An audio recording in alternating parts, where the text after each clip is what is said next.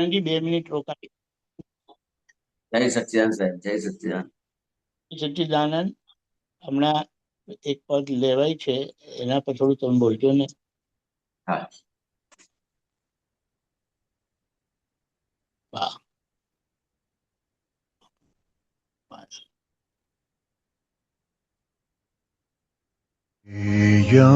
પોતે કાંઈ કર્યું, અહંકાર મેં કર્યું કહેશે, ફૂલાવી છાતીને ફરશે, જો ચસ્કો માનને ટેસે, પછી પોતે કર્યું સુંદર, ચડાવે ગર્વરસ અભિમાન, જુઓ ભિક્ષુકી માનીની ફૂંફાડે જ્યાં મળ્યું અપમાન.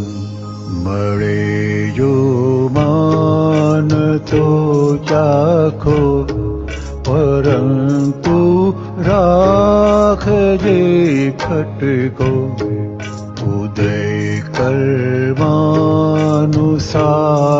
મળે, ઘટે નહીં રોજનો મસ્તો, ઘટે આસક્તિ ભૌતિકી, તિયારે ઢૂંઢે રોયલ મન, મહિલી જાગૃતિ ઘટતા બળત રે ચણ ચણે સૂક્ષ્માત, જુએ જો કોઈ માનીને જગતને થાય વિકર્ષણ, ભીતરની કૈડ કદ્રુપીથી ન થાશે કોઈને આકર્ષણ. મહા ઉપકારી છે જગમાં, જે પીરસે જીવને અપમાન, આ સમજણ પીઠ થઈ મનમાં, તો છેદાશે મહીથી માન.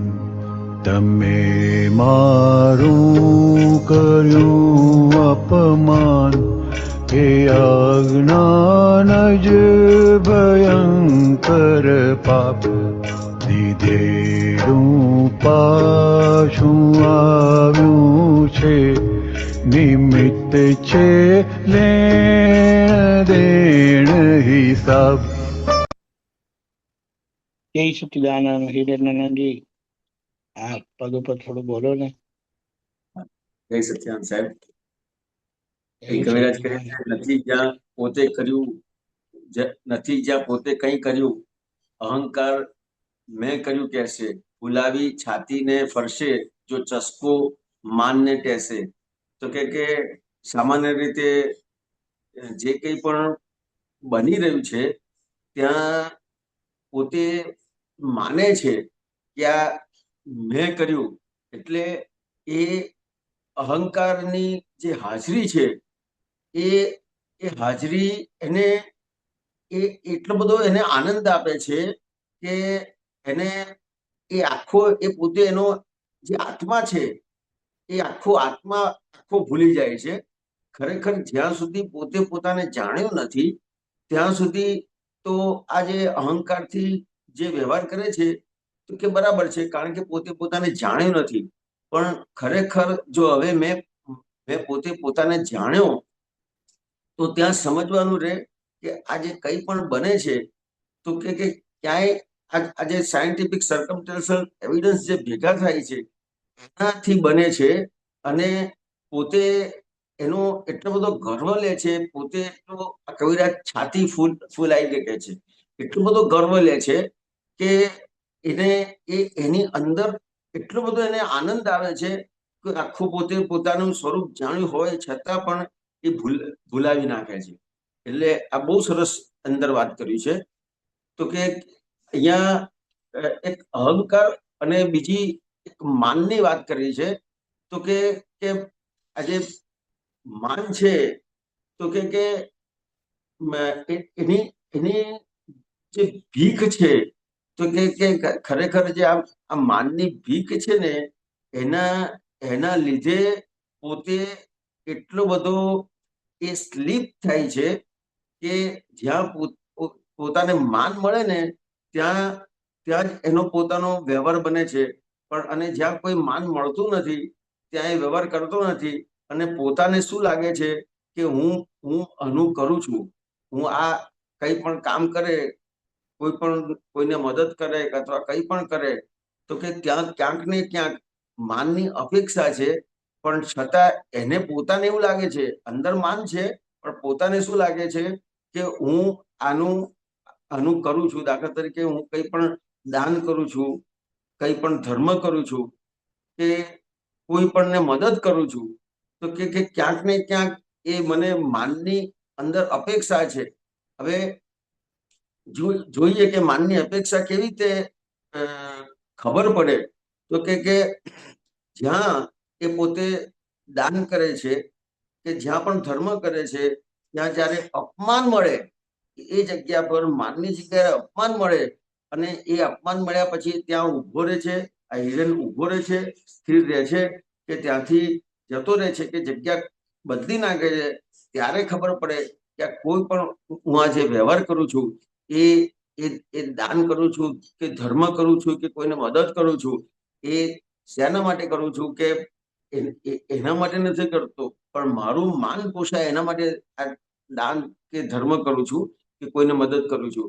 તો કે આ વસ્તુ આ કવિરાજે જે એક વસ્તુ જે બતાવે છે કે જુઓ માન ભિક્ષુ કી માનીની એટલે કે માનની કેટલી બધી એને એટલો બધો દિન થઈ ગયો છે કે એ ભિખારી થઈ ગયો છે માનનો.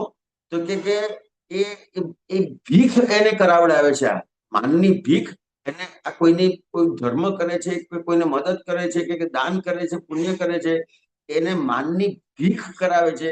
એ નથી સમજાતું. એ બહુ સરસ રીતે કવિરાજે અહીંયા સમજાયું. અને બીજું કે અહીંયા ખાસ આ મહા ઉપકારી છે જગમાં જે પીરસે જીવને અપમાન. તો કે આ જગતમાં ખરેખર મને પોતાને એવું લાગે છે કે ખરેખર કોઈ અપમાન ખરેખર કરતું જ નથી. પણ મારી પોતાની જે માનની ભીખ છે એ મારી ભીખ નહીં સંતોષાવાથી મને અપમાન લાગે છે. ખરેખર કોઈ અપમાન કરતું જ નથી પણ જો મને માનની ભીખ નહીં હોય તો મને કોઈ પણ વ્યવહાર અપમાન લાગશે જ નહીં એવું મને લાગે છે.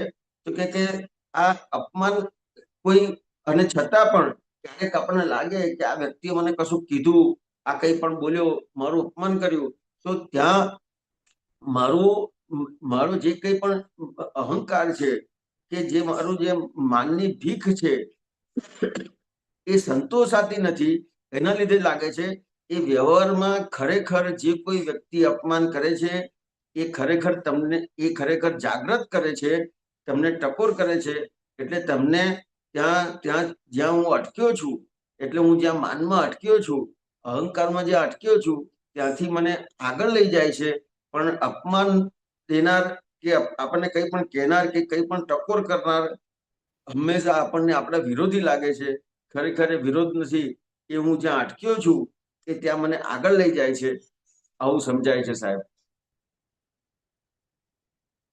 અનમ્યુટ. સચ્ચિદાનંદ ખૂબ સરસ. એટલે આ રીતે આ માનનો ભાગ એના પર આપણી જાગૃતિ આવે, એને આપણે જોતા થઈએ અને આ જ્ઞાનની સમજણથી જે દાદાએ સમજણ આપી છે એ માનનો ઉકેલ લાવીએ ત્યારે આપણે આગળની ભૂમિકામાં આવીશું. હવે અક્રમના લીધે આપણને ગુણસ્થાન રહેલા નથી પણ આ માનનો ભાગ રહેલો છે ને એ આપણને બતાડે છે કે આપણે એ આગળ જવા નહીં દે. એટલે ધીમે ધીમે કરીને આ વિજ્ઞાનની સમજણથી આપણે એને પણ ઓળંગી જવાનું છે. જય સચ્ચિદાનંદ.